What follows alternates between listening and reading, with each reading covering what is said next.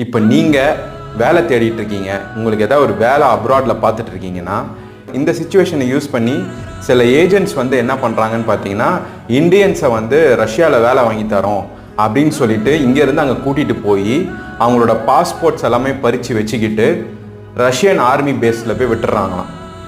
10 நாள் ட்ரைனிங் கொடுத்து வெப்பன்லாம் வந்து எப்படி ஹேண்டில் பண்ணணும், எப்படி கன்லாம் வந்து ஹேண்டில் பண்ணணும்னு சொல்லி கொடுத்து போய் போர் நடக்கிற அந்த பார்டரில் போய் இறக்கி விட்டுறாங்களாம்.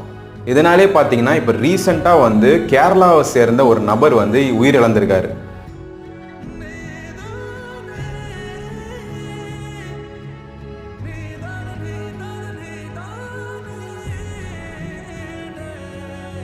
இந்தியாவிலேருந்து ரஷ்யாவுக்கு போய் வேலை கிடைக்கும், வேலை செய்யலாம் அப்படின்னு சொல்லிட்டு அங்கே போனவருக்கு இந்த மாதிரி ஒரு நிலைமை ஏற்பட்டிருக்கு. உயிரிழந்தவர் கூட ஒரு ரிலேட்டிவும் போயிருந்திருக்கிறாரு வேலைக்காக. அவர் வந்து குண்டடிப்பட்டு ஹாஸ்பிட்டல் அட்மிட் ஆகி உயிருக்கு போராடி